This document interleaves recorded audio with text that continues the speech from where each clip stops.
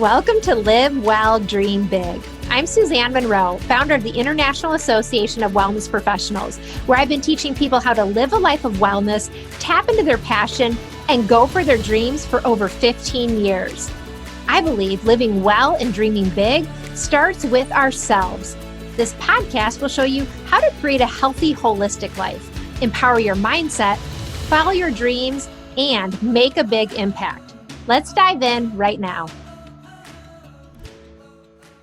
Welcome back to Live Well, Dream Big. Thank you so much for joining me for another episode. Today, we're having a special conversation. I'm having a panel discussion on the topic, elevating wellness in the Black community. And I'm joined by 4 Black women wellness business owners, Shamika Wallace, Thompson Jackson, Emmanuelle, and Mikahila Faries, who are all sharing their own experiences as Black women and how racism has played a part in their wellness journeys and the impact that it's having on the greater Black community. And you know what I love about this episode are the real stories that are being shared and the fact that we all have the opportunity to learn from them and to evolve and ensure that health and wellness is for everyone. We talk about bringing awareness to this topic during this episode and the action steps that we can take together. So I hope you enjoyed this special episode today. And if you want to hear more, be sure to subscribe to Live Well, Dream Big, the podcast, so you don't miss an episode. Of course, share the show with a friend. All right, thanks for tuning in. Let's get started. Welcome, everybody, to Live Well, Dream Big. I'm really excited because we have a special episode today. I'm having a panel discussion on elevating wellness in the Black community. And I'm joined today by 4 IAWP holistic wellness coaches whom I've been meeting with over the past year in a series of roundtable chats to discuss anti-racism and wellness. And, you know, our conversations were so powerful that we decided, okay, why not invite everyone to listen in and join this important conversation? And so I want to start out by saying this conversation is for everyone, okay? And we're going to be talking about where we've been with wellness in the Black community, including how racism has really played a part in access to health and wellness care. We're going to talk about what health challenges specifically face the Black community. And we're also going to touch on how we can ensure that wellness is not just a luxury service for some. And we're also going to talk about where we need to go next, including how together we can be part of the solution. So before we get too far along, I want to introduce you to our panelists. Emmanuelle is an IAWP certified holistic wellness coach. She's the founder of sustainablechangemaker.com. It's a wellness-based business that offers workshops and coaching for busy professionals, including individuals and workplace teams. Michelle incorporates yoga, mindset, movement, nutrition, creativity, collaboration, and accountability tools, all along with neuroscience data on the mind to create expansion for personal growth. Hi, Michelle. Hello. Welcome. I'm so glad you're here. Thank you. Happy to be here. Shamika Wallace is an IAWP certified holistic wellness coach and former registered nurse with over 15 years experience. She's the founder of Ladies Living Limitless, where she supports women through personal coaching, small group programs, and community workshops. Shamika loves supporting women to overcome their limiting thoughts and beliefs that have been holding them back for far too long so they can create the limitless possibilities that are within them. Welcome, Shamika. Thank you. Welcome. Good morning, everyone. Well, I'm so glad you're here. And Mikahila Faries is with us as well. She's an IAWP certified holistic wellness coach. She's the founder of MF Holistic Wellness. She's also the creator of Dragged and Drained to Growing and Glowing and the Energy Reset programs. Mikahila is originally an island girl from Bermuda. She's now currently living in Bristol, UK. With a master's degree in psychosocial studies, Mikahila has always been drawn to helping people. And in her working life, she did a lot of just that. But ultimately, it led to her burning out. She had zero energy, her weight spiked, her anxiety worsened, and she even experienced sleep and relationship challenges. And through this experience, though, she awakened and realized she needed to care for her own health and for herself, and she embarked on her own healing journey. And as she did, she also found her own passion and is now helping superwomen just like her to get off the hamster wheel of life. Welcome, Mikahila. Hi, thank you. It's nice to be here. I'm glad you're here. And finally, we have Thompson Jackson, who is a law professor, a leader in law, student and lawyer wellness, an IAWP certified wellness coach, a yoga instructor, a nonprofit consultant, and an inclusion and belonging collaborator. And Janet has been in the nonprofit sector for over 25 years, serving in roles as executive director, nonprofit law educator and consultant, strategist, and board member. She's also taught and spoken in many countries across the world, including the Netherlands, the Republic of Georgia, and Hungary. And Janet's driving philosophy is that preparing students to be successful in the legal profession means helping them to manage the stresses inherent in law school and practice. Through a highly synergistic set of knowledge and skills, she helps to guide students and legal professionals to long-term wellness. Welcome, Janet. Thank you. It's great to be here, Suzanne. Well, I'm so glad you're here. I'm so glad you're all here today for this important topic, and I'm excited to dive in. I think there's a lot to talk about, and I just want to start out by saying that I'm really glad we're having this conversation now because, we've been meeting over the past year or more, and a lot has happened in the last year, and so much has come to the forefront in terms of the Black community. We just passed the 1-year anniversary of George Floyd's death. And, 1 year later now, I think it's safe to say that some of the momentum around bringing awareness to the Black community has slowed down a bit. And I think it's easy for time to go by and stop having these important conversations. So I think keeping the conversations going is essential because there's more healing to be done for sure. And this is not a quick fix. It's a journey. Today, we're looking specifically at wellness within the greater healing journey that needs to take place. So let's first explore where we've been, I guess, in terms of wellness specifically in the Black community. And I'd love to hear from a few of our panelists really about your own personal journeys and experiences, because I think hearing these real personal stories can really help us to understand things and really to put things in perspective. So let's do that. Let's start with Shamika. Shamika, can you tell us a little bit about your own story growing up as a Black woman and maybe how wellness was or was not part of your life? And I'm curious to hear a little bit more about that. Well, for me in particular, I did not grow up necessarily having wellness being the forefront of my family. We were kind of just the typical 80s, 90s American family at that time when all the fast food chains were popping up. Both parents in my household worked. So there was a lot of just, regular homemade meals like spaghetti, but no real like health. Like you need to eat your vegetables and you need to, work out and stay fit. So I feel like I grew up in a time where it was just pretty normalized in society and in the culture here to, have pizza, go through the drive-through when there was no time, maybe pop something in the microwave when, both parents were tired after work. Otherwise, it was just like your standard meals, but there was really no education or focus on wellness or health necessarily. And my family is from the South. So you throw that in with all the Southern cooking. And so that's pretty much how I grew up. And although I was a dancer growing up, so I started dancing at about 5 or 6. So I was active. So I was, fit in that way, but it still wasn't the educational aspect. That was just something I did for fun, cheer, dance. So it was nice to be able to have that and to, keep that activity going up until my 20s. And that's when I really started to kind of see that, fitness is something that people either kind of lean towards health-wise and healthy diet. It's something that you have to think about and maintain and do as an actual process in your life. You have to put it at the forefront. So I kind of started learning that. Going to nursing school is when that time frame kind of happened, and I started to get a little bit more education, regarding nutrition. But again, still, even in that arena, I feel like there could be more education. And so as my nursing career went on, and as I saw patients, and as I saw how sick Americans were, with heart disease, high blood pressure, cancers, diabetes. It was just kind of like this thing that I started to see that was repetitive. Almost every patient had 1, 2, or 3 of those.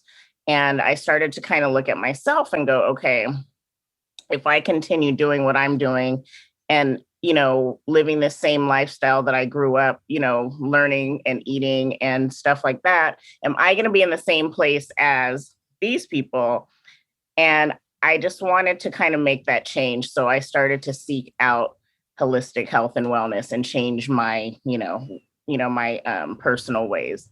And then I joined a program and I got all into it. And so it totally changed my life. And then I decided, you know what, I want to become a coach and I want to help because I felt like in my nursing career, at the end of the day, medicine is great, but medicine is not teaching people what they need to do to be preventative and to live a healthy lifestyle.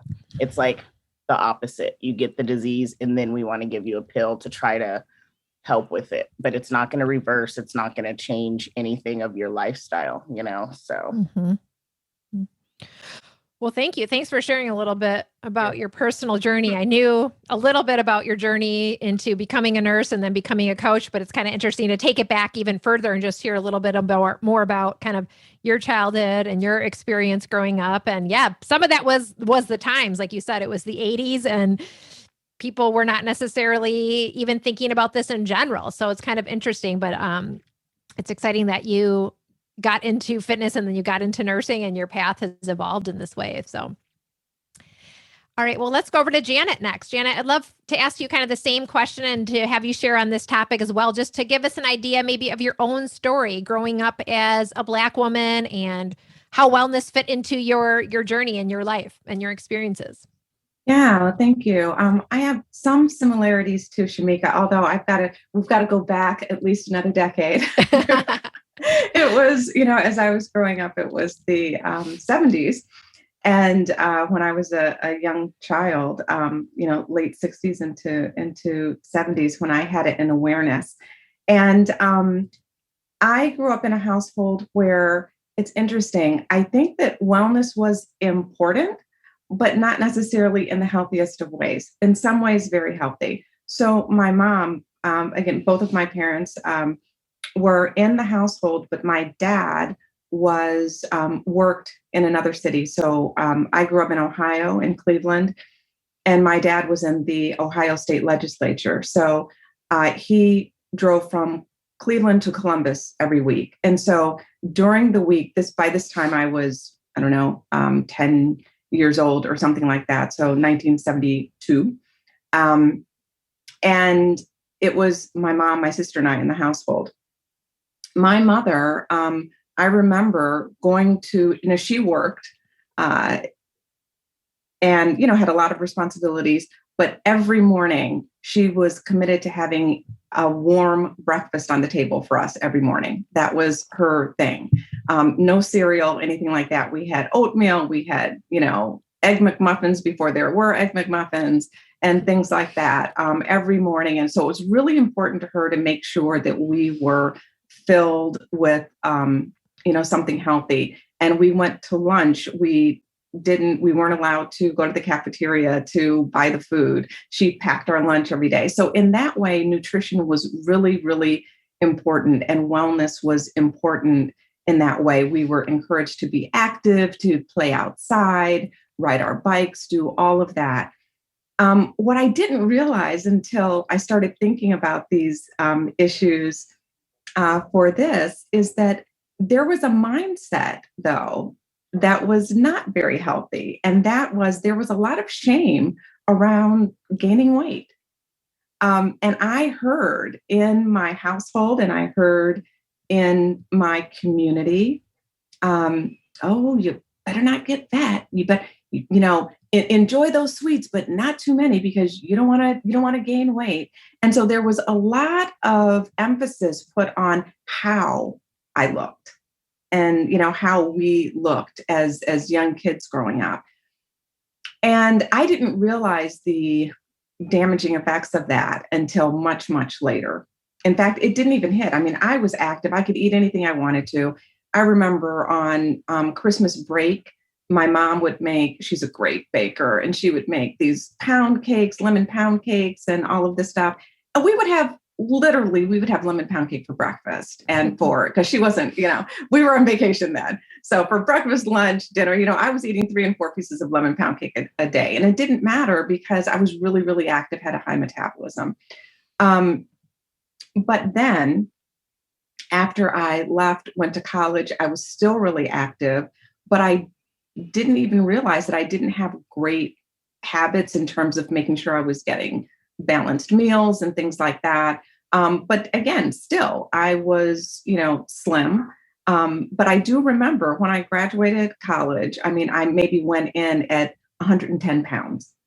I may have weighed 115 when I came out. And I remember my father saying, "You need a girdle." I was 115 pounds and you need a girdle. And I thought, wow. And so those messages started to really sink in. And as I got older, I realized that those messages that were under the surface started to have an effect on how I saw myself. And even as I learned to eat healthier and things like that, it absolutely had an effect, which later led to, after the pressures of law school and starting to practice law, led to an eating disorder. And then to really, I would say, if anyone here has ever experienced issues with eating addiction or eating disorders, that is something that you live with. It's like any other addiction. It's one day at a time. And it is not something that you just get over and it's in your past. There's always a shadow of it. And so, so that is something that I've had to learn to navigate. And what I really appreciate about having gone through this program and become a wellness coach is that I really have been able to put both the science, the psychology, the education behind the wellness and the nutrition piece of it to be able to help other people in a kind of more comprehensive way.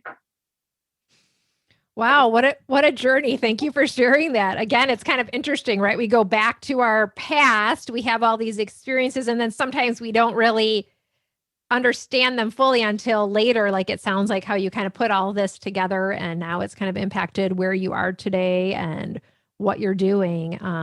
So that's so interesting, Janet. Well, it's fun to hear a little bit about your personal journeys. And I'm also curious as we talk about racism, to talk about how racism has really played a part in the ability to access wellness. And, if this is more about, and I'd love to hear some of your personal stories on this as well, or just kind of your comments on this. Let's go over to Michelle Emmanuel to answer this one first. Michelle, what are your thoughts on this? It's interesting because my experience is primarily, first of all, through my parents. My mom, she both, just to a little bit of background, both my parents have passed away at this point in my life.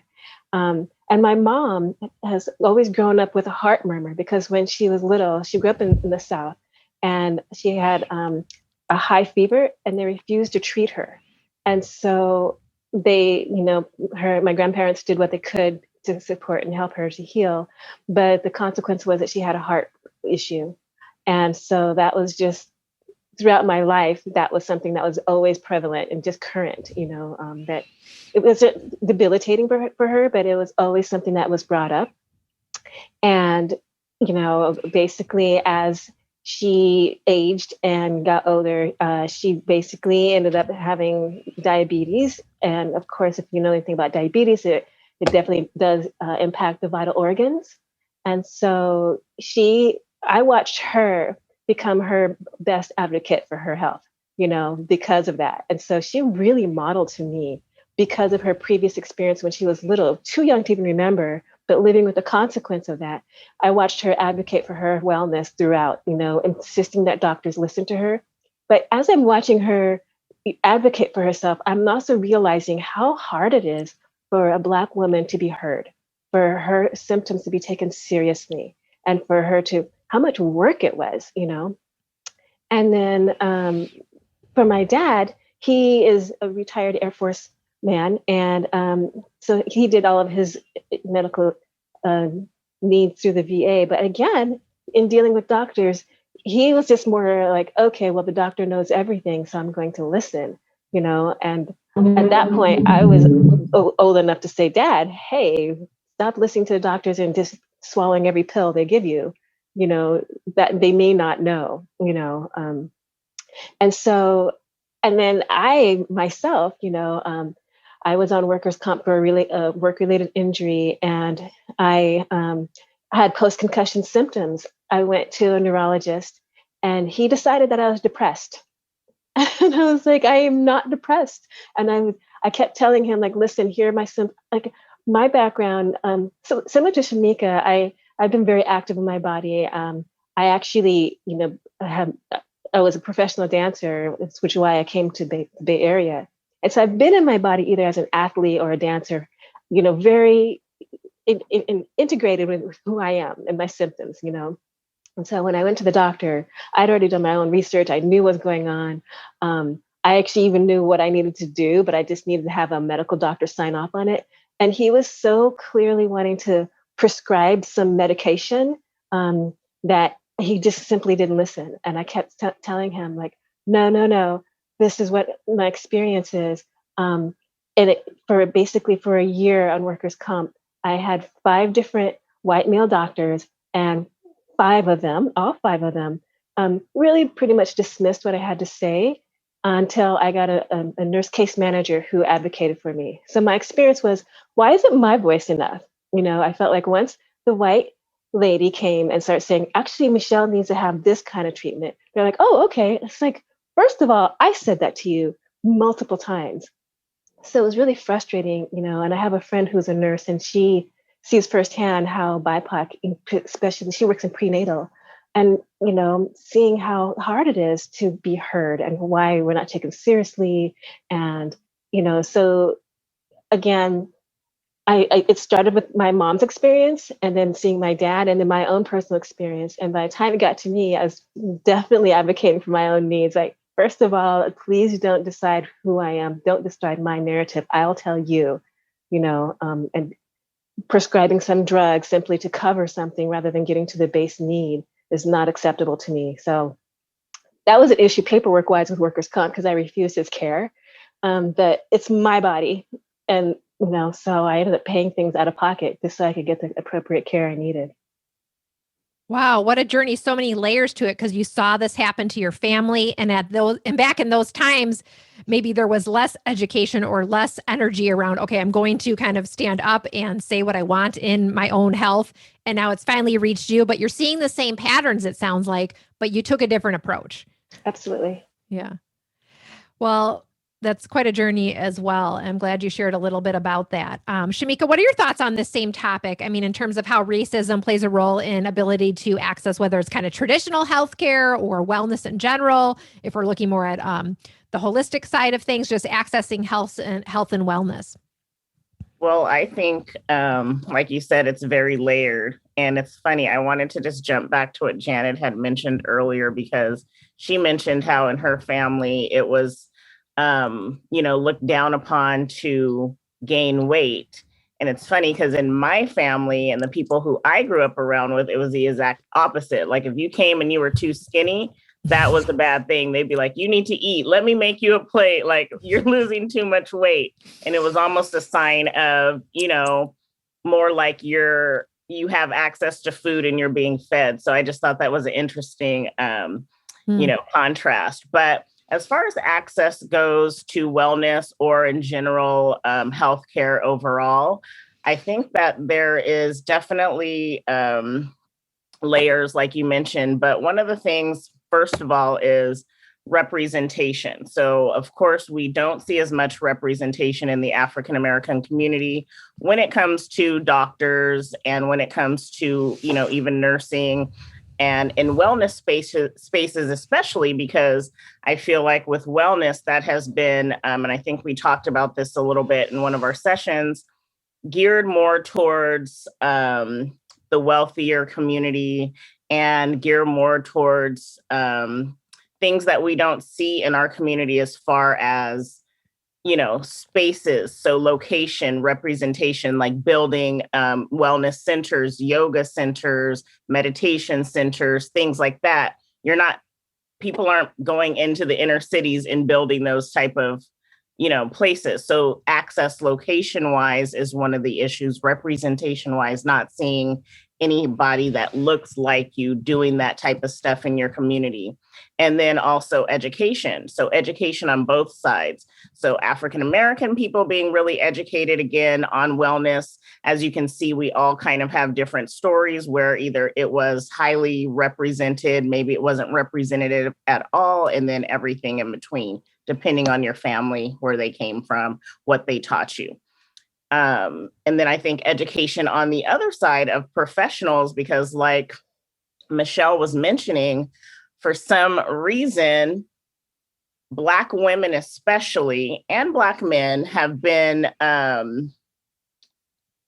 have the image in society as a whole that we are stronger, that we can tolerate pain more, that, you know, again, our voices are not heard as much as somebody else's voices. And we can see that playing out in the community today.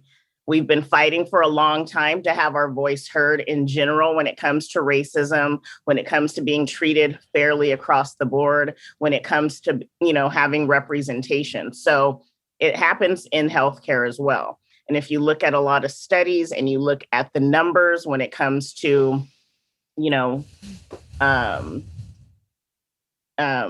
delivery, you know, death rates with Black mothers, when it comes to health overall, there is discrepancies in that access that we have in the care that we receive. So that's something that is really important. And I think now we're starting to see a little bit more of these things, you know, being talked about, being, you know, we're getting more representation. And so I think slowly we're going up, but in the past, there really has been that gap of access.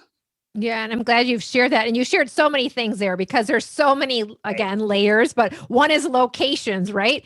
In Black communities, you're not seeing those wellness-based services as often. So if we're talking about things like yoga or massage therapy or whatever it is, but then there's just overall the experience in traditional healthcare. Maybe your voice isn't being heard, or there's certain thoughts that are already kind of put on you that have existed for a long time. So it sounds like there's so many pieces to it. And so we're going to talk more about the disparities here. And I'm curious to hear about that. In fact, I want to go over to Mikahila next on this one. And Mikahila, I'd love to hear a little bit more about your journey as well, just your experience and journey in wellness. And also if you can include a little bit too, just about any disparities or experiences you've had as you think about health and wellness, whether it's, you know, going to your doctor's office or going to a yoga class or maybe another example. So. Yeah, so for me, hearing Michelle and Shamika talk about the doctors, that's been a big thing for me too. And like, as we mentioned in the beginning, I grew up in Bermuda. There are white people in Bermuda, but Black people are not the minority. So for me, I saw a real shift when I left Bermuda and moved to the UK, because obviously now I am surrounded by white English people and I am a Black woman. And like when I went to university, my graduating class on my program had 133 students, and I was the only Black one on my course. And like, even that, it's difficult to connect with people. But with like, in terms of going to the doctors, for me, when I came to university, I had my own health issues, and something that I have struggled with for a really long time is like really, really painful periods, which I know that a lot of women can relate to. And I just, even amongst my friends, I'm like, everyone's complaining, but no one is struggling the way that I'm struggling. Like something is not right. And I just knew. And I went to the doctors. I explained it to him. It was a white man. And he was just like, this just happens. Periods hurt. Here, have some pills. Have some more birth control pills. And like kind of sent me on my way. And I was young at that point. I'm only 29 now. I was 19 then. In a different country. My family is 4,000 miles away, and it's just me. And I didn't really have the tools or like the know-how to even realize that I could advocate for myself or say, I don't think so, like something's not right. And I stayed on birth control, like because they wanted me to, for 9 years. And I was like, this isn't helping me. Like, I'm still having the pain, still having the symptoms. And every doctor I went to, it must have been like 6 different doctors in this 9-year time frame, all wanted to just give me a different pain pill. And I'm like, this isn't solving my problem. And me especially, I'm really sensitive to medication. So I would get the entire list of side effects. I'm like, I'd rather just deal with my own problems that I had before you gave me the pills, because now I'm getting all of this extra stuff. And it took me similar, I think it was Michelle, similar to me finally finding a white woman doctor and basically being in tears in her office and being like, I cannot do this. This has interrupted my life. There's no way I should be not functional for a whole week. And she pushed to get me scans, which still took 6 months after that. And they found fibroids and adenomyosis. And I'm like, I've been complaining about this for 9 years. That's a long time. That's a third of my life with one problem, and just not having someone who would listen to me. And like they said, going to the doctors, having people, it's difficult because people expect you to be able to deal with pain or think that you're not telling the truth, or you don't wear it the way that they think you should be wearing pain. So I'm like, every time I go to the doctor, I have to come up with a game plan or like a strategy. I can't just go in and be truthful. I have to be like, okay, if they ask me what my pain level is and I say 10, they're going to be like, she's being dramatic and just completely disregard me. Whereas if I say, okay, it's a 3, they're going to say it's not a big enough deal. Why are you even here? So you're doing all these like mental Olympics to be strategic to try and get someone to just even listen to you, rather than being able to just say, this is what's happening to me and be believed. And I think that is one of the like biggest problems that goes, like for me, that kind of manifested in going to the doctor, but just not being believed about things in general, I think creates a lot of barriers and keeps barriers up where they don't really need to be. Mm-hmm. It's interesting as you talk, because what's coming to mind, I think about our greater community here, whether it's the Live Well, Dream Big community or those who are on this path of holistic health. And I would say that regardless of race, a lot of people would say to me, that's how they ended up on this path, that traditional healthcare has failed them in some way, that they didn't feel listened to, they didn't feel heard to. But I'm hearing something else here, and I just maybe touch on this. It sounds like it's even more than that, though. It's not just being heard. It's almost like there is no one to advocate for you. There's a disbelief or a disregard of maybe what you're sharing. I mean, can you compare that to maybe an experience that others are having and they're saying, okay, I'm also not being heard in traditional healthcare? It sounds like there might be another level here. Yeah, I think as a whole, just like that, and especially with women, because I find that a lot of times when you speak up and you're like, this is a problem that I'm having, white women will say, well, I experience sexism too. So it's like, imagine if you experience sexism and then also have like another stroke on that. So it's like, yes, you do experience a piece of it and not taking anything away from those experiences, but there is another level, like on the totem pole, whether people, I don't know, want to acknowledge it or not. So I think just being able to connect to, yes, you do have experience similar as well. Now imagine how much worse it would be if you were listened to even less because of the color of your skin. Mm-hmm. Mm-hmm. And what I was going to jump in and say is that even being in the healthcare field as many years as I have, I think what it actually almost boils down to is that we are not looked at as educated, and we're not looked at as somebody that can speak for ourselves, that we know things that if we come in and we even kind of not battle with, but represent, advocate for ourselves, we're not looked at as educated as a white woman. And that's just period and point blank. Even as a registered nurse working, I would have several people ask me, oh, are you a registered nurse? Yeah. So you went to school, you got your degree? Yes, I did. Like, almost like it was a shock and a surprise. And I think it is because in general, we are looked at as not as smart, not as educated, not as bright. Like we don't know what we're talking about. And that's absolutely not true. We know our bodies just the same way somebody else does. But when they look at us and they see our skin color, the first thing they think is that we're not as educated. We're not as smart. We don't know what we're talking about. So a lot of times, again, we're not being as heard as maybe somebody else would be right off the bat. We have to fight to be heard and be like, no, I know what I'm talking about. I know what my body's doing. This is what's going on. And I've seen it with my own eyes, being in, and I've jumped in and advocated for patients as a Black nurse with Black patients. I've had to sometimes pull the doctor aside and say, hey, look, because they're coming to me, the patient's like, can you help me? And so there's that whole thing going on that, a lot of people don't get to witness and see firsthand. Whereas I have seen it with, not just even Black people, with Latina culture, other cultures too. But there's a different, you can see how people are treated differently when you're in that situation and you're watching it all the time. It's kind of sad to see.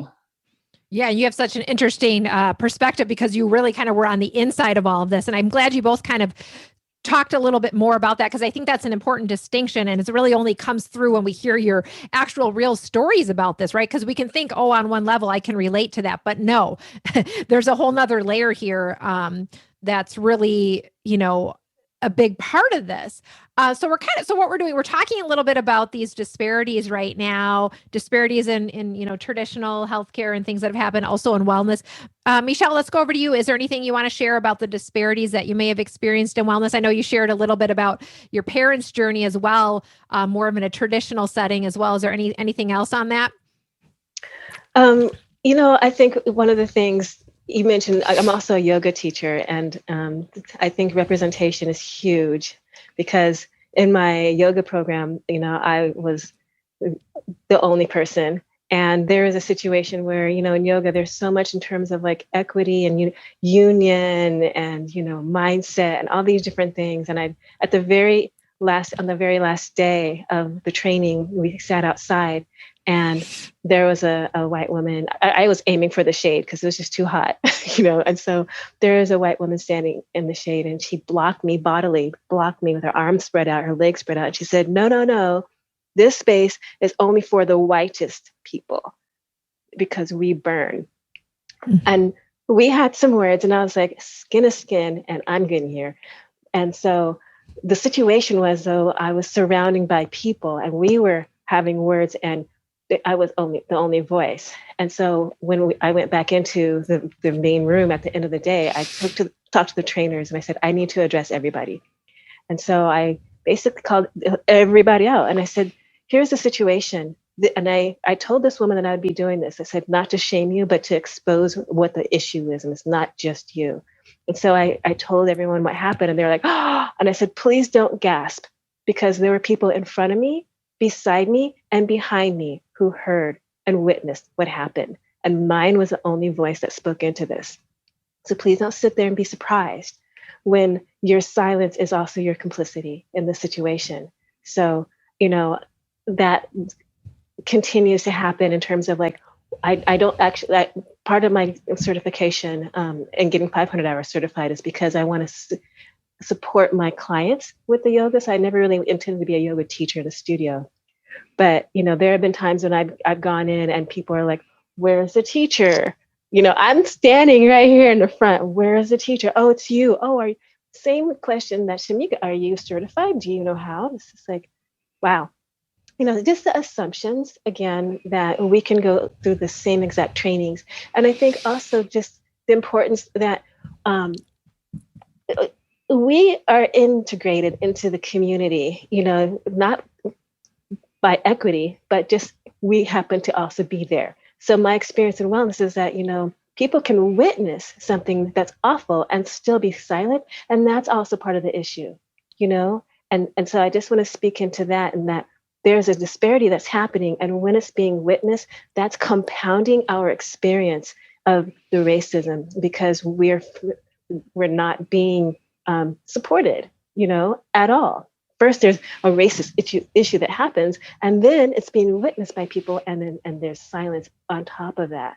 So that is just adding to the difficulty of that situation. So, in wellness, it can be really subtle, and it can be also just super blatant. Like, I'm bodily blocked by this woman's arms and legs spread out, going, "Not you," and having that's being witnessed by, a yoga community, and where we've been, chanting and doing all these things of unity. This is the last day of hours, 200 hours at this point of training. And so that's why I called everyone out. I said, how are you going to be moving into the community, and how are you going to be creating safe spaces for people when you can't even support someone who's been in your community for 199 hours?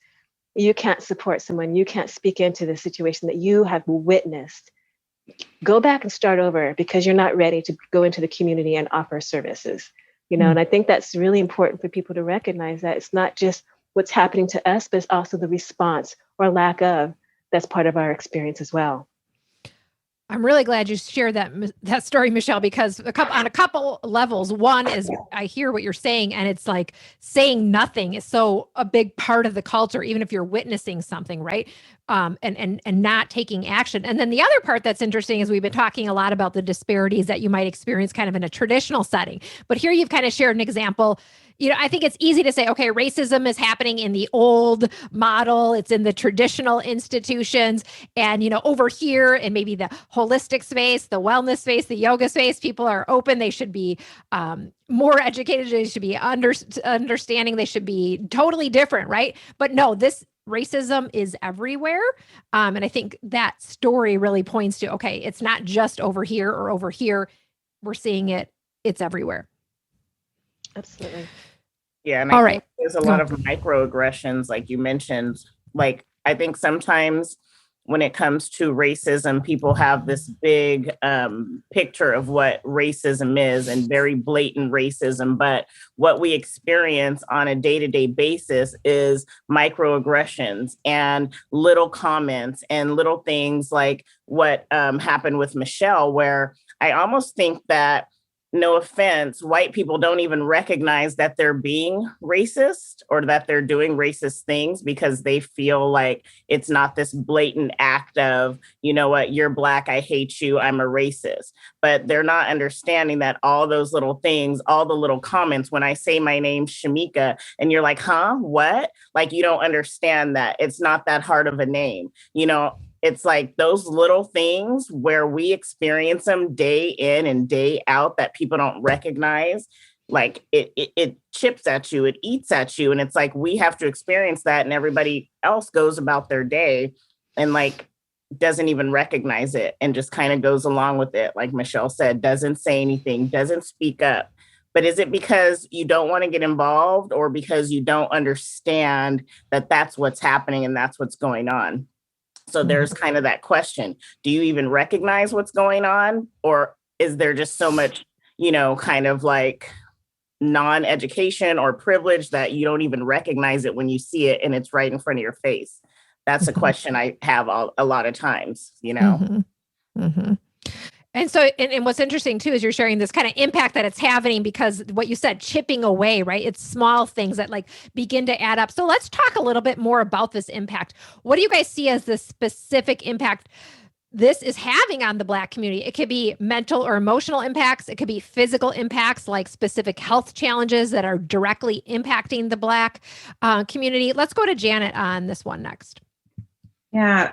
First, I just want to say how much everything that Michelle, Shamika, and Mikahila have said just resonate with me. And one thing that I do want to add, and this kind of goes to impact, but when we do advocate for ourselves and speak out, we are often perceived as that angry Black woman. And so there is a consequence, there's a cost to that. And when we are doing what we really should be doing, and that is simply advocating, it's simply using our voice.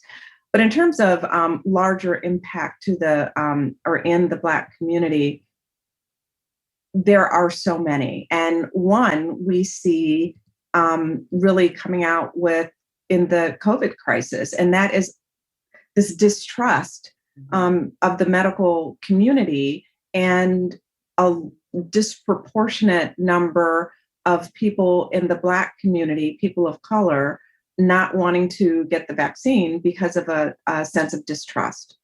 And it's not an irrational sense of distrust. It's because of historic abuses in the medical field against people of color. And so there is that. There is this distrust, and it is ongoing. It is persistent, even when it is, even when it's hurting us. It still persists. Other impacts are, I can't remember, maybe it was Shamika that was talking about, or someone was talking about the lack of wellness spaces in Black communities. There are lack of grocery stores. There are food deserts. I mean, people sometimes don't understand. Literally, I know people in communities, they have to leave their community and travel a half an hour, 45 minutes, simply to go to a store that has fresh produce. And so, the impact is that we still have communities where big businesses, grocers won't come into those communities to provide services. And people have to take it among themselves to have community gardens or do something in order to have fresh produce. Another impact is a lack of belonging. So part of the consequence of these microaggressions that we've been talking about, this drip, drip, drip, drip, drip, and that leads to racial trauma. And I know we're going to talk about trauma a little bit later, but that leads to racial trauma. So we have communities of people that are impacted by racial trauma, which has been defined as an actual emotional injury.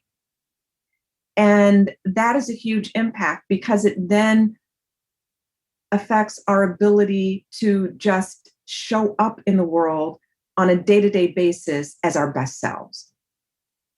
Mm-hmm. And another impact that I see in terms of cost, Shamika really spoke so eloquently about the medical system and what's happening from the inside. I mean, I have been, because of my, standing in community as a lawyer, as a law professor, my income, I've been very privileged to, in the last several decades, I have always seen a functional medicine doctor who doesn't take health insurance. I pay out of pocket and send something into most people generally in the United States can't afford that.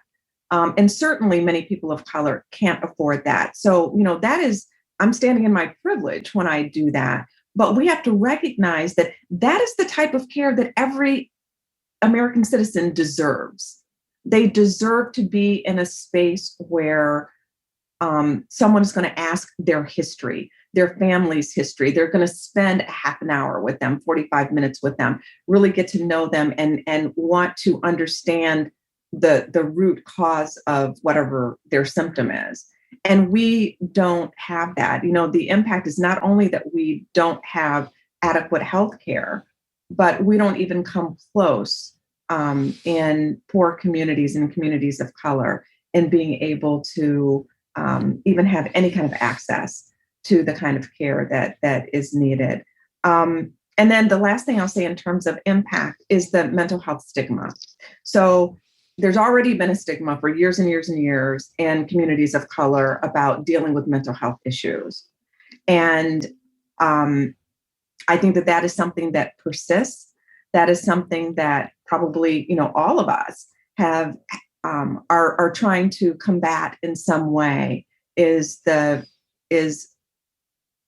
helping people to know that it's okay.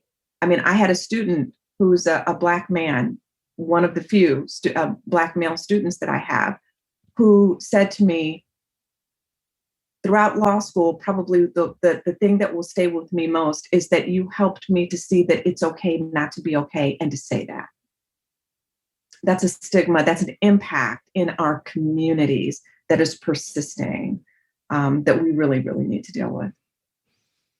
Wow, that's huge. I mean, you've said so much there, from the fact that, there's these food deserts where there isn't actually grocery stores or access to fresh food. And then you have the healthcare piece. And then, of course, the trauma, which is silent, it's unspoken, all the way to this stigma. Again, so many layers here. When you talk about this impact, let's talk a little bit more about this impact. Mikahila, what are your thoughts on this? What do you see the impact has been on the African-American community as it relates to their wellness? For me, what I notice, which I think kind of encapsulates everything that all of us have been talking about, is that there is this constant fight or flight, and it's really hard to get the in between. And everyone here is like wellness coaches or wellness coaches in training, like we all know what the impact of being in a stress response all the time will do to your body in a day, in a week, like over years. And that's something that like everyone can relate to, because everyone has been stressed or had some sort of anxiety in life about things. But it's the fact that it's like unrelenting and it's just there all the time. And unless you specifically try hard and put focus on kind of working on yourself and like taking a step back, it's gonna stay there. And especially like something that I noticed, which I think we talked about in one of the roundtables, is that over the last year when the George Floyd thing happened, there was this whole like uprising and all these white people were like, oh my goodness, what's happening? We must fight for this. And just like get all reared up and ready to go. And then want to come to us and be like, why didn't we know about this? Tell us more. And it's like, we've been shouting about this stuff forever. And now because you're ready to talk about it, we're having to do extra work. So even though it's like nice that it's progressing, it's more exhausting because it's extra effort. Whereas it's like we've been shouting at walls this whole time. And now suddenly like the spotlight is on us, which is, it's like this balance that you have to find. And I think what's really difficult for me, I notice it in my own family because I'm kind of like one of the youngest, and it's been so accepted that everything has to be hard and everything has to be difficult, and everyone, I'm assuming all of these Black faces that I see know you have to work twice as hard to get half as far thing that you're told from before you can even talk. Like that kind of conditioning for your whole life is really hard to break. So even though I'm like, I am a wellness coach, I still have to remind and convince myself that life being hard every day is not normal. It's like really difficult to kind of shift the mindset in the Black community as a whole, because for so long it's been drilled into us that this is how hard you have to work for everything. You have to work to deserve to like take up space in places. And like just even, I think recognizing that it's not as far behind us that people think. I think now, like we're in 2021, all of that stuff that happened last year, and people think that racism is a thing that used to happen, or it happens now and it's not such a big thing.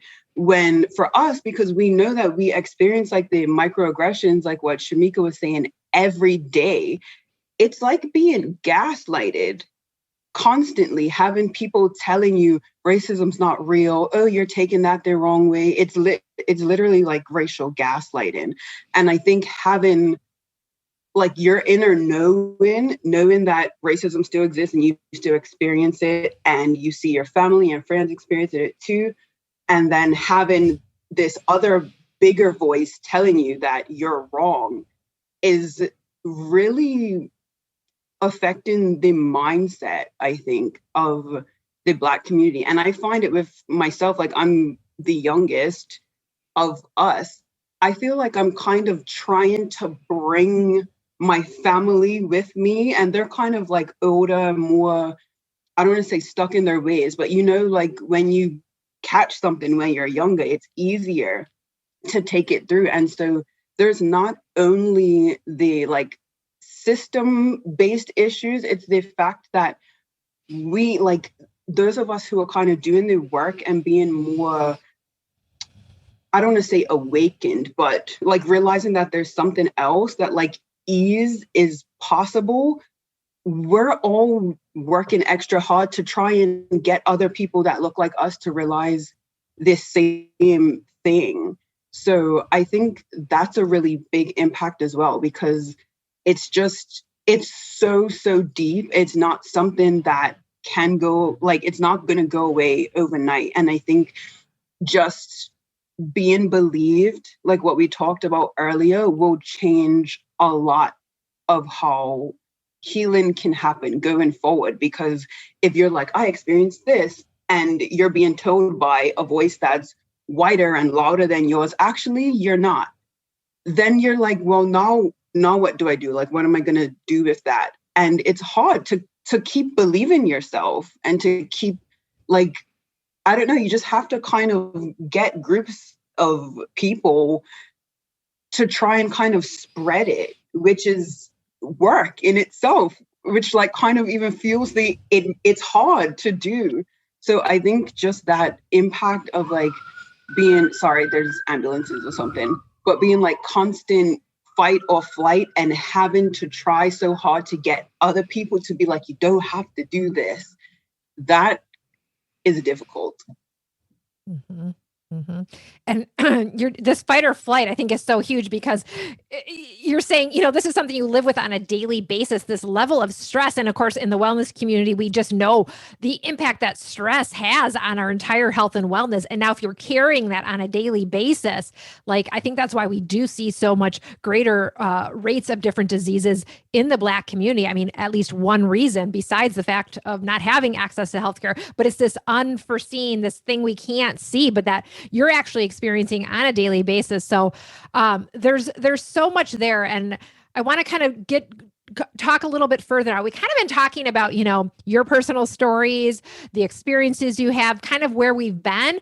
And I want to talk a little bit more about kind of where we are now. And I think some of this is still where we are now, of course, but what changes have you guys seen, I guess, more recently with wellness and the Black community? Have we made any progress? Sounds like there's, you know, like you said, it's still there and people are saying, oh no, it's over. And you're like, no, it's really not. So what changes have been made? Have we made any progress? And of course, we'll talk about where we need to go next too, but let's go to Shamika first on this one. I think where we are is definitely obviously in a place of having more conversation, having, you know, like the Black community coming to the realization that we've always known we've been in this place, and we've always known that we've been in a space of having to, like Mikahila said, it's like not new for us. So it's hard to have this conversation sometimes because, like she was saying, whereas now it's become like this big thing again, you know, now in 2020 with everything that's happened, it's almost brought everything up to the surface, but it's always been going on. It's always been there. So this is not something new for us. It's new kind of for other people. And so I think where we are now and where we're moving forward within the Black community is things like having access to social media. So we are able to have more access to each other.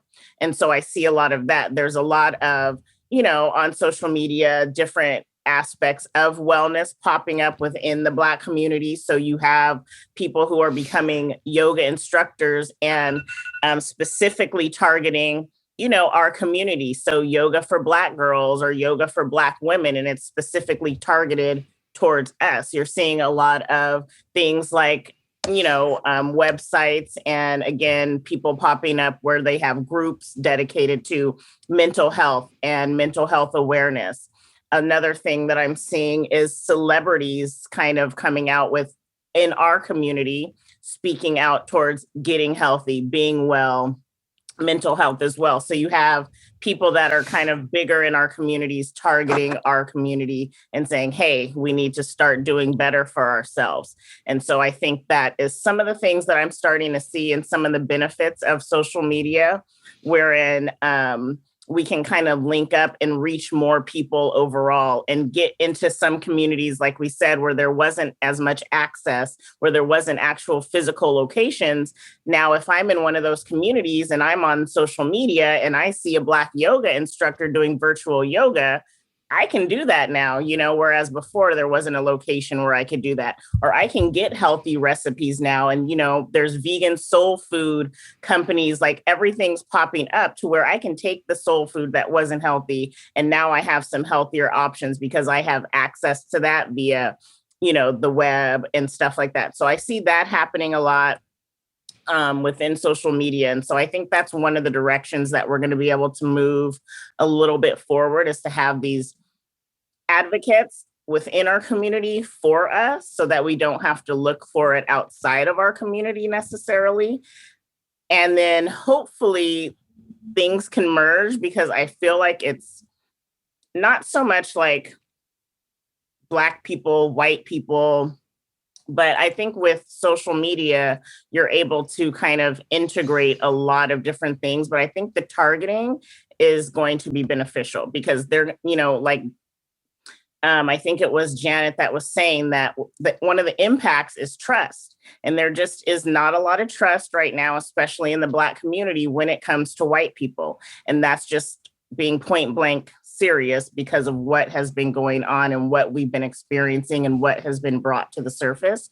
But it's always been kind of, like she said, within the health community and wellness community, especially because we've been used as guinea pigs.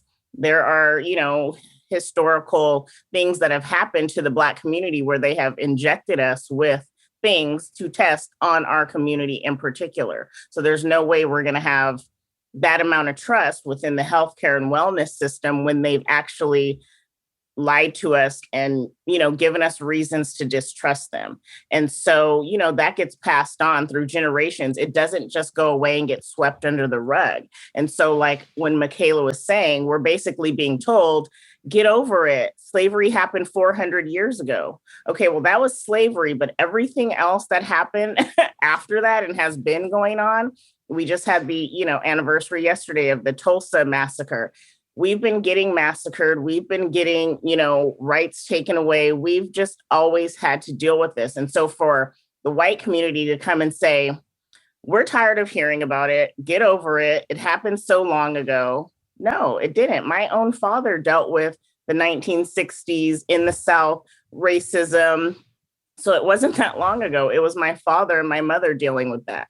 So, it's very insensitive when somebody who hasn't had to deal with it comes to you and says, I'm tired of hearing about it, dealing with it, seeing it in the media, get over it. It's like, really? Instead of having compassion, instead of having, empathy, instead of trying to understand. But because it's uncomfortable to you, I just want to sweep it under the rug and let's move on. That's hurtful. It's hurtful. Yeah. And so the trust sometimes, is not there. But I think within our own community, I see that happening. And so I believe that that's going to impact more people with having more access. Thank you for sharing all that, Shamika. Michelle, what are your thoughts on this same question? What changes have we seen in recent years with wellness? I mean, have we made any progress? I believe we have made progress. I feel like Shamika covered it really well, really well and very extensively. And I'd say what I have to add to that is that along with having more advocacy, is that what's, I think, basically this platform right now is an example of a change. You know what I mean? Just having more exposure. And because there's more openness and willingness for our voices to be heard. And, there's the question of, is this sustainable? That's my big thing. I'm always asking, is this a sustainable change? Is this happening? Is this a blip on the radar, or how long will it last? I think that's important to realize too, that what I'm seeing businesses doing in terms of like DEI and having different opportunities for Black voices to be heard, and having it's not, I feel like in the Black community, it's no longer wanting a seat at the table, but I see Black communities creating their own table, and creating their own platforms, very much like what Shamika was saying. And also being more willing to name and say, I want power. I want to be not only a voice, I want to be a decision maker, and I want to be a part of the change that's happening within the systems themselves. So, whereas we're definitely creating platforms for ourselves, but I also see some strong voices happening within the system itself, to like what Shamika said, in terms of like celebrities, but also key change makers within some of these different areas where there's like systemic issues happening, saying, advocating and really making sure that there is representation, there is a voice that's a decision maker, and so that's part of what's necessary as well. It's like, yes, we can, definitely need to continually building up our community and to creating access, and also dismantling the system itself. And that's a long journey, but at the same time, continuing to have conversations, continuing to also create accountability. I think that that's a big change, is that there's no longer just like, definitely what Mikahila said. I totally grew up with that, work twice as hard and all these different things. And, in our household, there were 2 daughters. So my mom was like, and as a woman, an extra layer, but also just there's a change I really see in the Black community is like, there's no more complacency in terms of like, oh, well, you know what I mean? Especially maybe, I think even across the generations, there's definitely differences in terms of how it's being presented. But I also think that there's more of a stand of accountability, and follow up and saying, hey, it's not okay. And we're still saying that, not that 400 years worth hasn't been happening. But I definitely do see a shift in that, because we are making sure that we're part of the decision makers and having power in those choices. That's creating accountability. That's also part of the dismantling that I'm seeing. And hopefully the dismantling in terms of recreating something that is going to be sustainable and will be equitable and work across the board.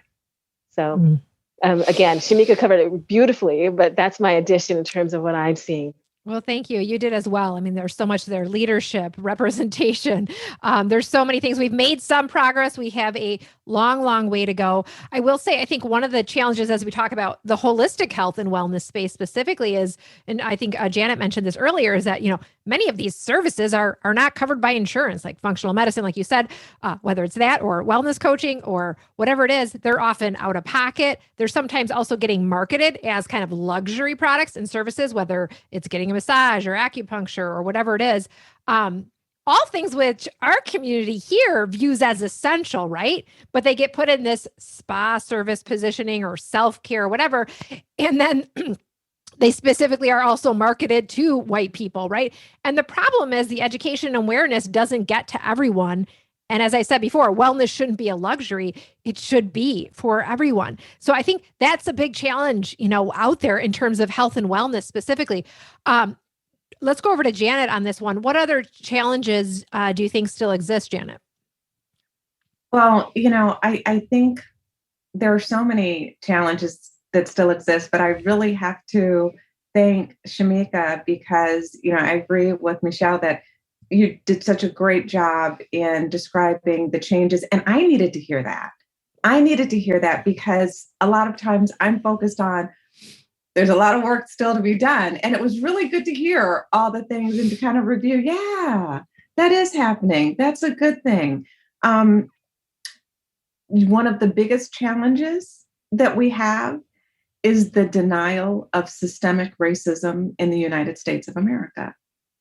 As long as we have people who are saying that there is no systemic racism in America, we're going to have these problems. These problems are going to persist because systemic racism comes out in healthcare, in education, in residential areas, and all of these areas impact wellness.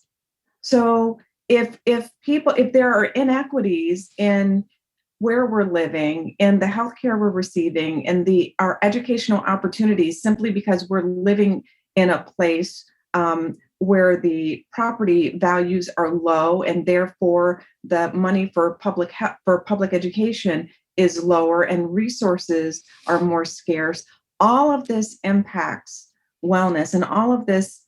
I used to be much more. I'm a very optimistic person, but it really has kind of given me a little bit of a hit as I have heard this denial of systemic racism. And I grew up. I'm quite certain I'm of the panelists. I'm the oldest one. It actually almost shocked me that Mikahila was saying that she was also, still hearing the, you have to be twice as good. I'm like, oh my gosh, she's almost 30 years younger than me. And I thought that we were going to, be able to stop that by now. But, I was spit on, when I was young. I mean, I faced that kind of racism where I'm sitting at the bus stop as a young Black girl in my little, white socks, and white boys spit on me, white high school boys. And so, that type of just really blatant racism is a part of my lived experience. And as I've seen us progress as a country, I honestly can say I did not see it coming, that we would come back to a space where, in a way that has been so publicly accepted and repeated and adopted, that people have a denial of the lived experiences of Black, Indigenous, people of color. And so that has been really kind of hard to deal with. But those are the challenges. I think another challenge is something that, Mikahila talked about, also, very, very eloquently, this, what we have been dealing with, and everybody else is, since George Floyd's murder is, okay, I'm waking up to this now.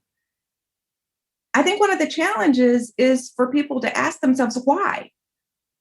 Why is this new information? Why is this news? Because I think that if we don't reflect on that and ask that question of ourselves, for people who are just now, realizing that these issues still exist on a day-to-day basis, I think that if we don't reflect on that, then we're going to continue to have the challenges. These challenges are not going to go away, because we can be woke in this moment, but it's too easy to go back to sleep once the big event is over. And Suzanne, you mentioned it, and you're right, in that last summer, this time, last year, this time, we were in the streets. That's all people were talking about, is what can we do for racial equality? And now, it's a whimper. It's getting quieter.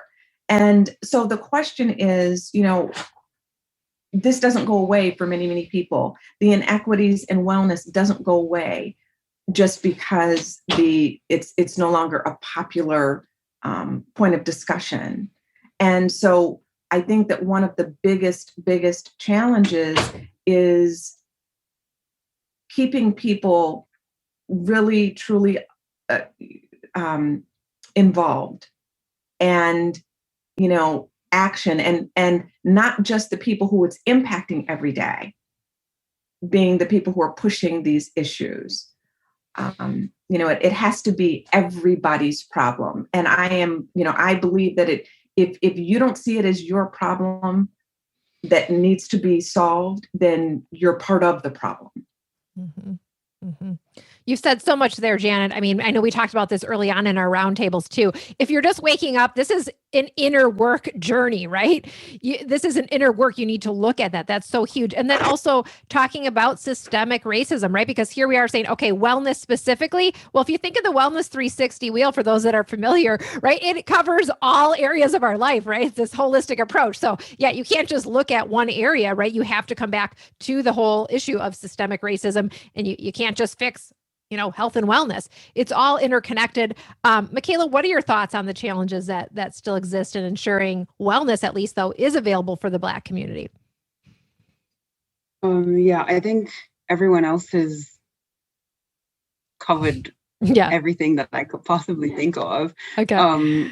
But like I was saying earlier, I think just not denying other people's lived experiences, because I think the believability of, because we can give our stories as much, like we could talk about this stuff every day, but if no one believes us, it's not going to do anything.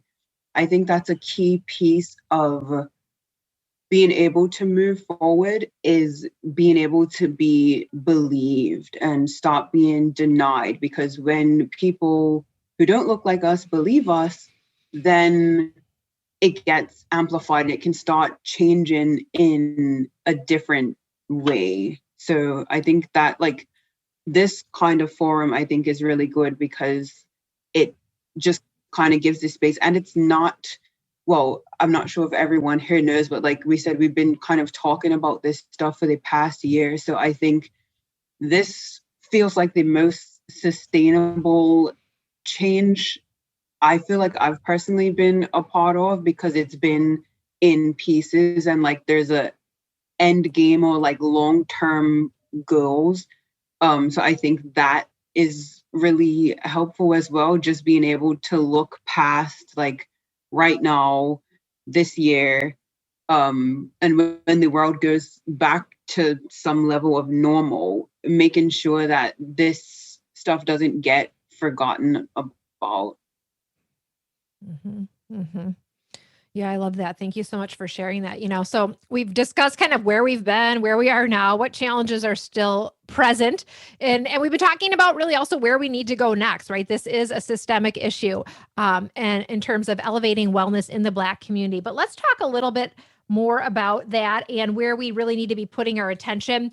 I'd like to round robin to each of our panelists now for this one and just ask you specifically how we can bring wellness to the Black community. And after you share that, to kind of, and maybe tie it into, or, if it's a two-part answer, but also share really what you're focusing on specifically in your own wellness coaching business. So let's start out with Shamika. Shamika, I'd love to hear from you about that, how we can bring wellness to the Black community, and or how you're specifically doing it through your wellness coaching business.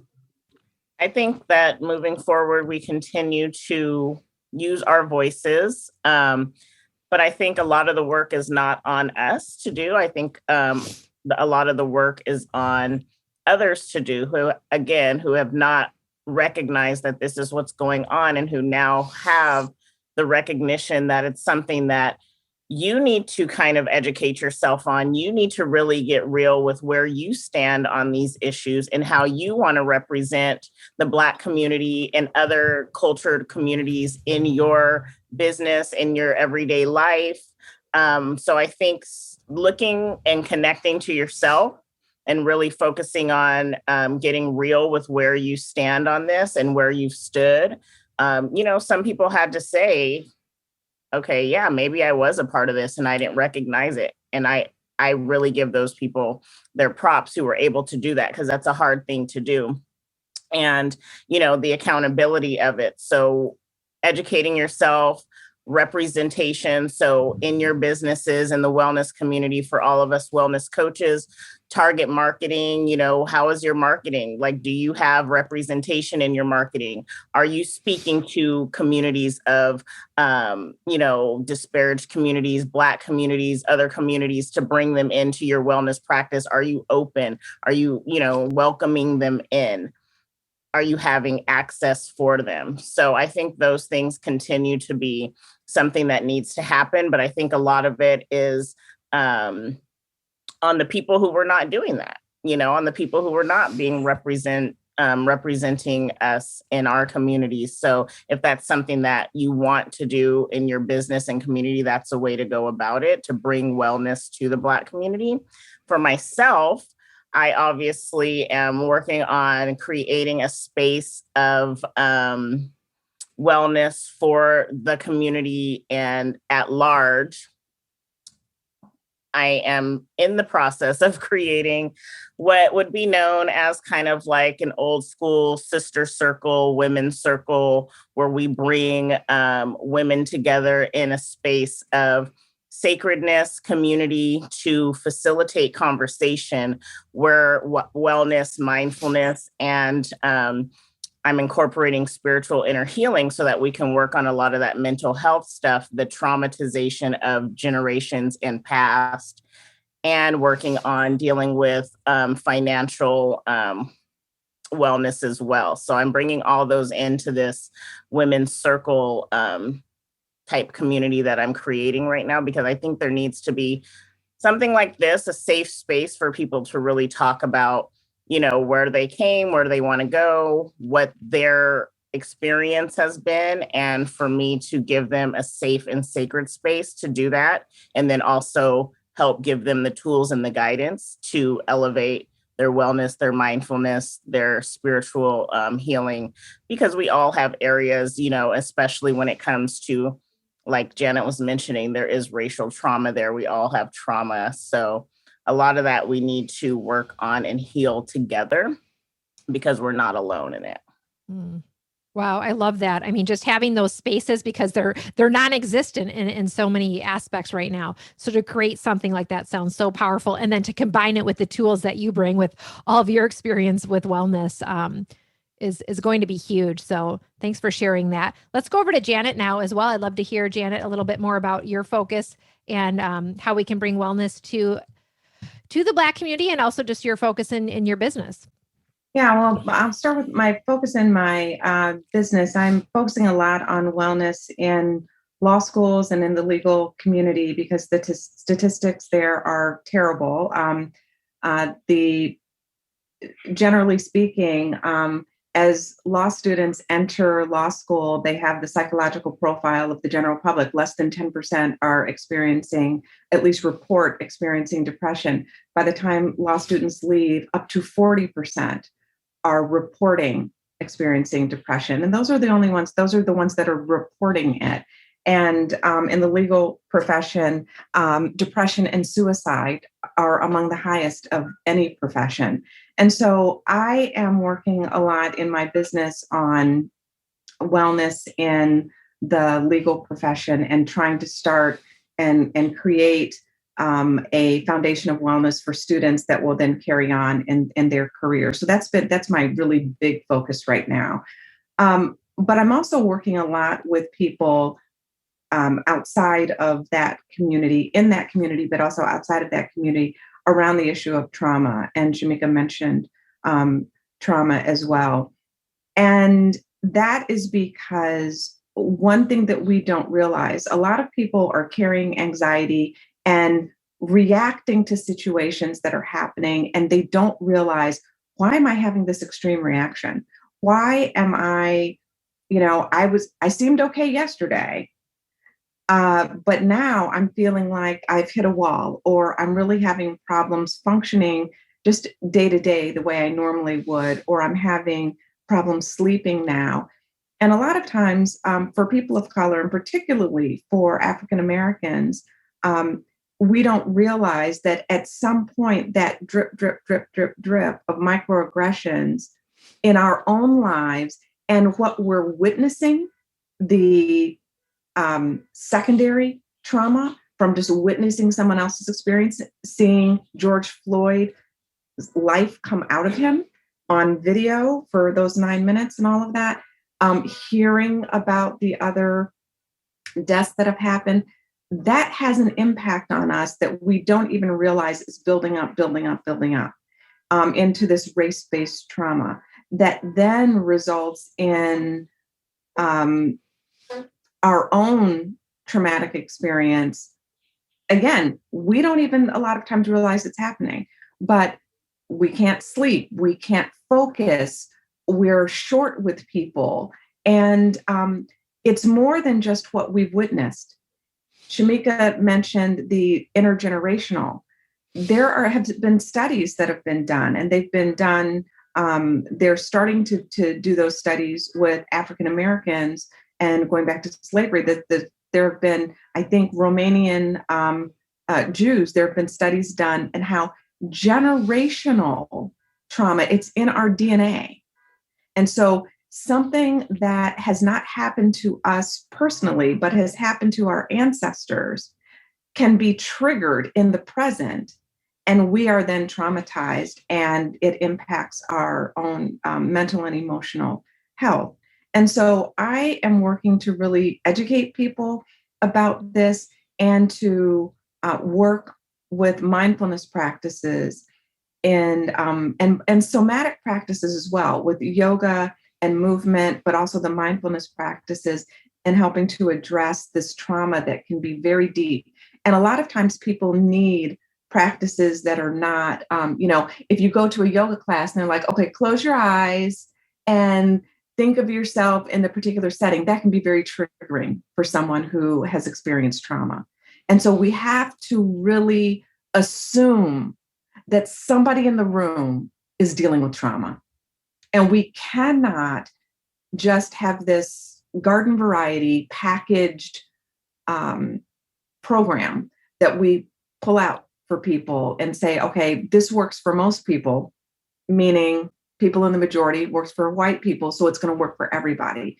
We really have to start tailoring how we are approaching people around wellness to their lived experience and even their ancestors' experience. I love that, Janet. That's so huge. It must be tailored. This is a huge, and then also this ancestral piece, right? Because what an awakening to learn that, okay, it's not just your lived experience, but it's the lived experience of your ancestors that actually impacts your health and wellness and your DNA. This is huge. I'm so glad you're focusing on trauma as well as the work you're doing with the law community. Both such important work. Let's go over to Michelle now. Michelle, I'd love to hear a little bit more about the work that you're doing in wellness coaching and what your thoughts are. Thank you. Thank you, Janet, for what you shared. I also am trying to focus on the traumatic aspect as well. As regarding the Black community, mine's more localized in terms of I created this group last year when George Floyd was murdered, and it just felt like we just needed our own space. And so I've been hosting over a year a space called Black Folks Time. And it started out with basically just, some other people who are in the wellness industry who are Black. And we don't honestly even talk about wellness. It's just a space for us to be together. And as wellness professionals, we are trying to see how can we be supporting not only each other. So right now I feel like this space is for professionals to just support ourselves, because in what we do, we are giving out, we are expending energy, and it's holding space takes energy. Listening takes energy. So this space is really for us to just come together and be and hang out and talk about where we're at and what we're processing ourselves, because as that space holder, sometimes who's listening to the caregiver, So that's what Black Folks Time is really about. And it's also open. So it's an open invitation to others. If you care to join, come on.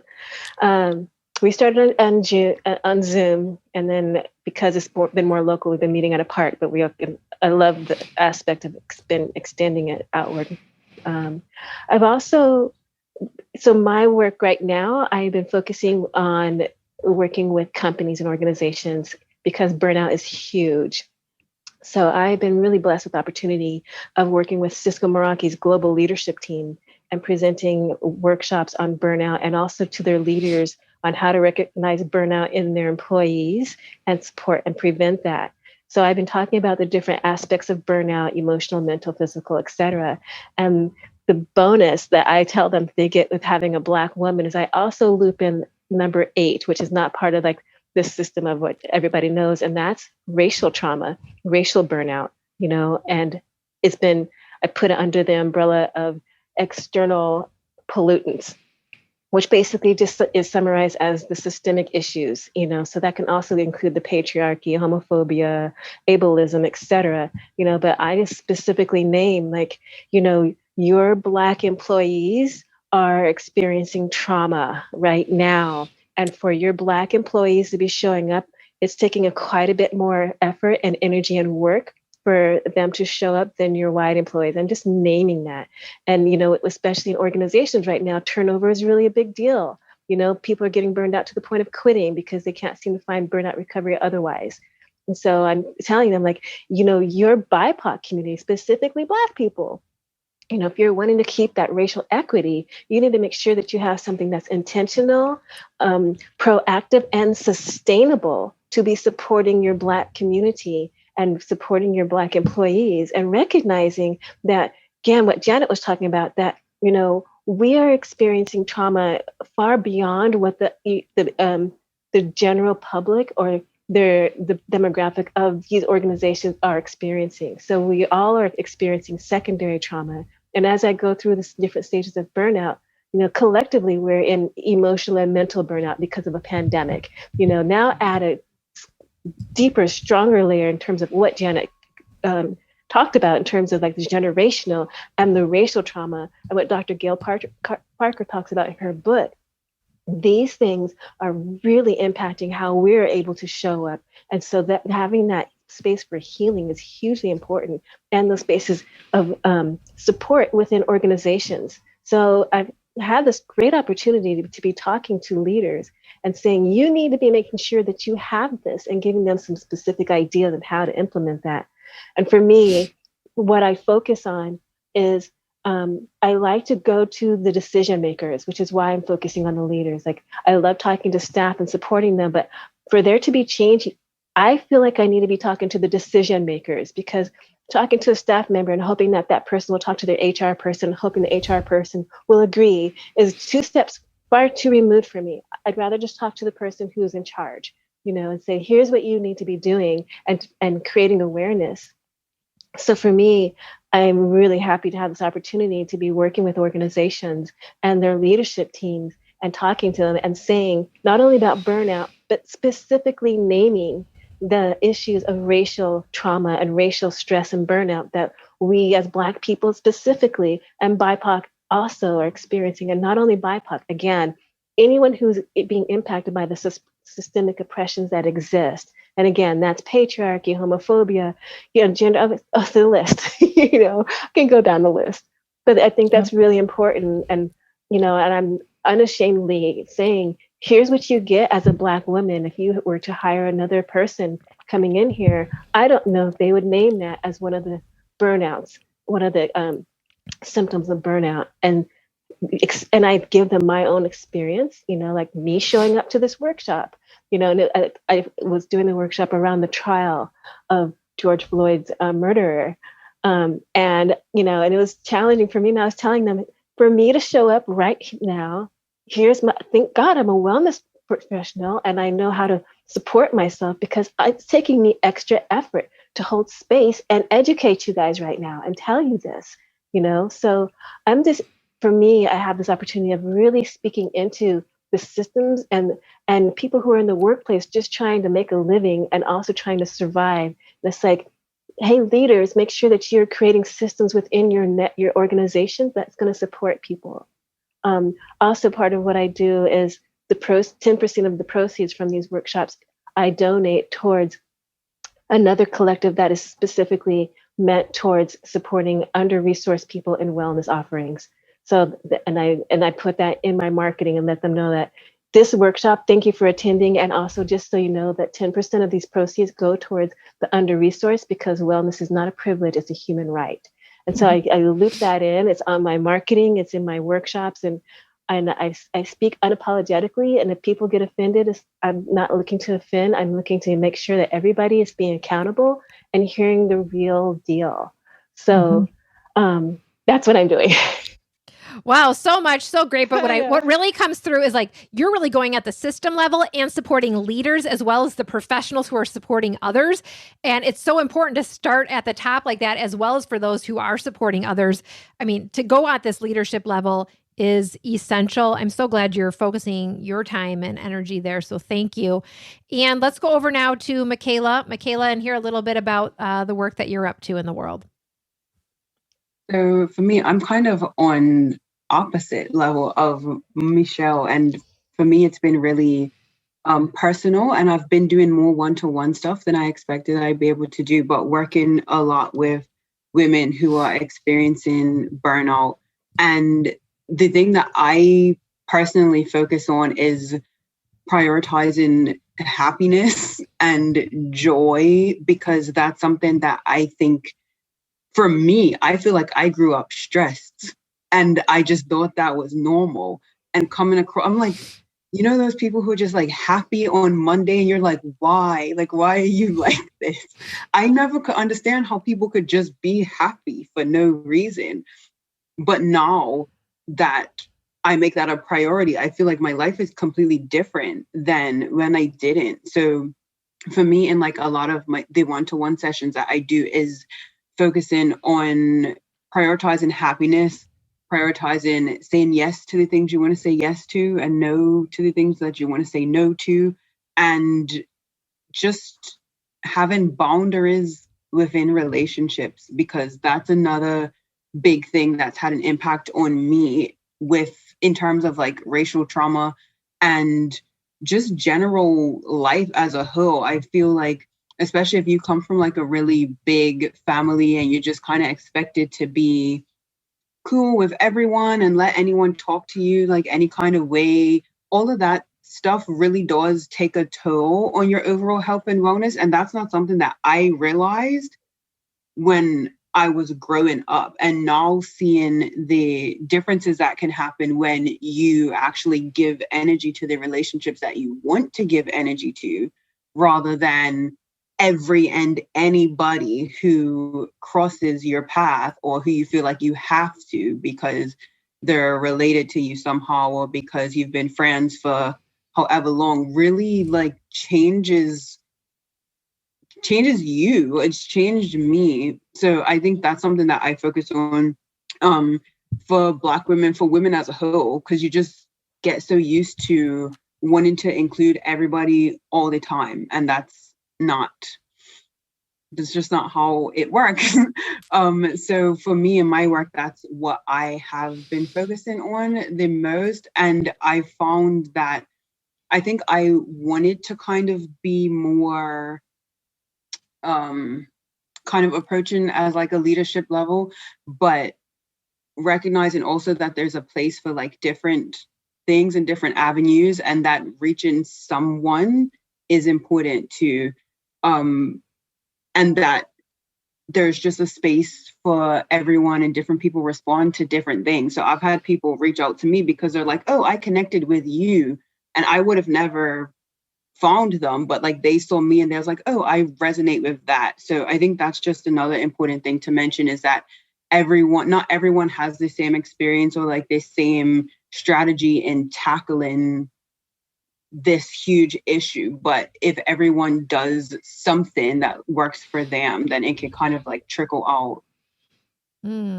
That's powerful. You have to be yourself. You're going to resonate with people, and everyone brings a different approach. And I love that each of you have kind of a different focus of what you're doing in your practices. This has been such an amazing conversation today with all of you. It's so important, so relevant, so really empowering and essential. And I just want to thank each of you for being here and honor you for your time, because as you said during this event, it takes energy to show up, to do something like this. And so just so grateful that we've had this time together today. I'm just so glad that you all took the time and energy to speak and to share what you're doing, share your stories. So powerful. And I want to thank each of you for your time and being here. And I know we'll continue our conversations, and I'll be following up with each of you about this event and some next steps. And thank you guys again. Thank you, Suzanne. Thank you for making this public too. Yes, I'm looking forward to sharing this out there in the world and continuing the journey and sharing some other things too. So I'll definitely be following up with everybody soon. And thank you guys again for your time. Thank you guys. Bye. Bye-bye. Bye-bye. Take care. Thank you. Thank you for joining me for today's episode of Live Well, Dream Big. I hope you enjoyed today's conversation. And I want to invite you to take your next step toward living well and dreaming big by downloading the Live Well, Dream Big lifestyle book. It's the ultimate guide to becoming your best self and living life on your own terms. You can grab your complimentary copy by going to the link in the show notes or heading directly to IAWPwellnesscoach.com/guide. That's IAWPwellnesscoach.com/guide.